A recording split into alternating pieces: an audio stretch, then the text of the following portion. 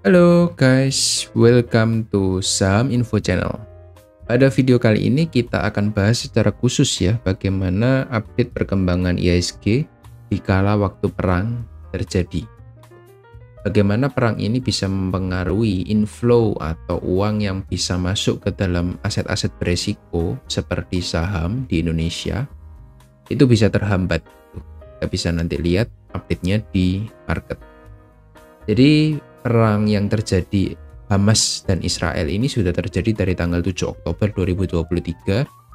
Per hari ini, video ini dibuat sudah 12 hari ya. Perang ini terjadi dan itu juga akan berefek setidaknya besar atau kecil berefek ke dalam market beresiko seperti saham ya, di Indonesia. Dan nanti akan saya tunjukkan juga bagaimana efeknya di market-market yang lain. Bagaimana seberapa powerfulnya sebuah berita ini terjadi. Lalu ada berita kedua yang ingin saya tunjukkan, suku bunga acuan BI naik jadi 6%. Jadi suku bunga ini naik 0,25% ya, dari 5,75 menjadi 6%. Dan efeknya gimana? Kita bisa lihat di market hari ini IHSG turun 1,18%. Dan banyak saham-saham rontok hari ini, terutama banking. Yang terbesar saya lihat tadi ada BBNI, ini turun cukup dalam ya, turun 3,61% BBNI. Saya ada posisi dan saya ada cut loss tadi di 5.000, bukan cut loss ya, ada take profit all ya. Sebelumnya saya sudah punya di harga bawah, lalu saya trading stop, akhirnya trading stop saya terjemput di area 5.000. Cukup dalam penurunan hari ini, tapi pada kesempatan video ini saya ingin membahas secara khusus ya untuk pergerakan IHSG itu. Setelah tadi ada berita dan kita bahas bagaimana IHSG ini ke depannya, apakah masih prospek kita untuk investasi atau ini merupakan berita untuk kembali melakukan penurunan, kita akan bahas. Tapi saya ingin menunjukkan ya, efeknya gimana sih perang? Kita bisa lihat ya. Ini indeks dari TASE. TASE ini indeks dari Israel ya. Per video ini dibuat. Jadi dari perang pertama tanggal 7 Oktober ya. Kita lihat di sini tanggal 5 Oktober. Itu sudah turun sekitar 15%. Per video ini dibuat. Jadi bottomnya ada di tanggal 16 Oktober. Sekitar 16% penurunannya. Jadi berita perang itu membuat investor itu takut, terutama ini dari negara yang sedang berkonflik ya. Kita lihat ini ada support meskipun di sini, tapi ini kemungkinan akan kembali melakukan penurunan ya, mungkin sideways sebelum melanjutkan penurunannya. Dan kita bisa lihat bagaimana efeknya ya, ada outflow yang sangat besar di sini. Dalam beberapa hari turun 16% gitu. Kalau naik kita bisa lihat ini naiknya pelan, tapi sekali turunnya kencang.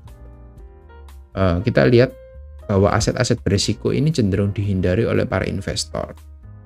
Kita juga bisa lihat ya, komposit ini juga sama, IHSG, saham-saham Indonesia ini meskipun tidak berkorelasi secara langsung, tapi ada efek lah, satu atau dua momen itu ada efek.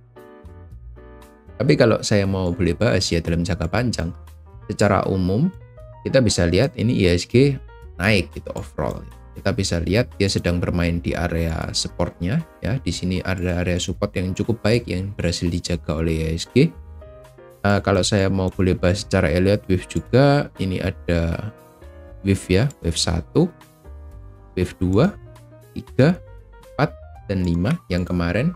Jadi peaknya itu ada di bulan April 2022 kemarin gitu. Setelah itu IHSG cenderung melakukan koreksi ya. Kita bisa lihat ada tiga fase koreksi.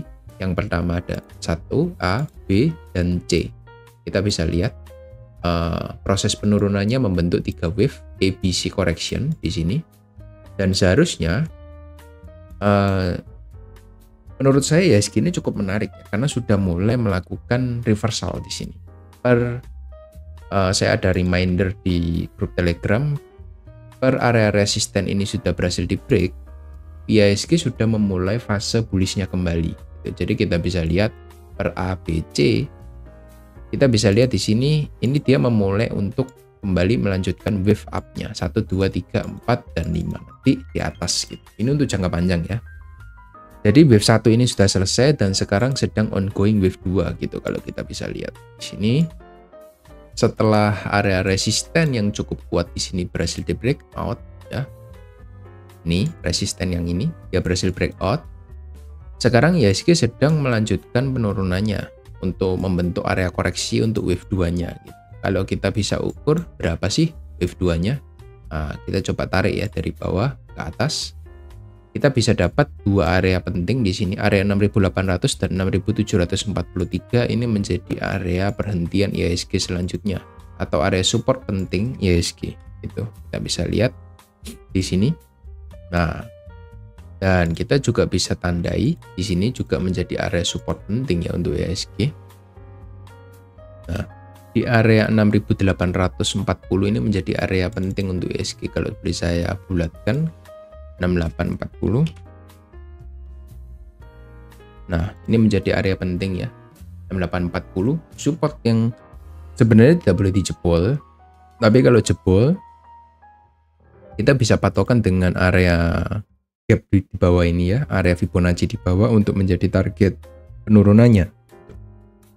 Jadi kita bisa lihat nanti perhatikan dua area ini. Kalau kita bisa estimasi mungkin 1-2 minggu ke depan ini masih akan terjadi penurunan. Prediksi saya bottoming ada di sini.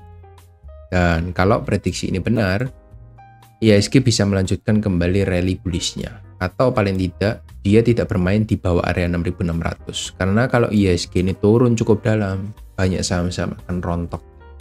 Perlu ada katalis lebih besar selain perang yang bisa membuat satu market yang beresiko seperti saham di IHSG ini untuk rontok. Jadi perlu ada satu katalis yang membuat rontoknya saham. Jadi kita bisa perhatikan support-support penting di bawah ini. Ini nggak perlu area resisten. Skenarionya bisa nanti naik langsung ke atas atau nanti skenarionya dia ketika turun dia akan sideways lagi di sini. Jadi dia membentuk base di sini, area resisten dan area supportnya di bawah. Dia masih berkonsolidasi seperti ini. Karena di tahun ini tidak ada katalis positif sih dari ekonomi dan juga ada perang gitu ya. Perang ini membuat banyak outflow ya. Kalau kita bisa lihat, kalau kita coba cek di RTI, sebenarnya per 3 bulan terakhir itu dana asing itu keluar dari market ya, termasuk IHSG kalau boleh saya tunjukkan. Tapi saya belum ada datanya kita bisa lihat di handphone. Nanti lain waktu nanti coba akan saya tunjukkan di live streaming ya. Gitu. Tapi yang ingin saya bahas ada area penting dari IHSG yang perlu dijaga di area 6.840 dan di area 6.750. Jadi dua area tersebut bisa ditandai.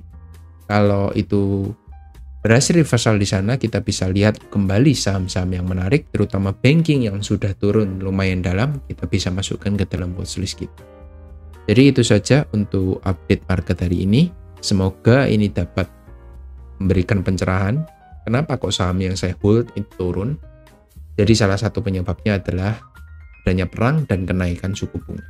Itu saja dari saya, terima kasih dan good luck.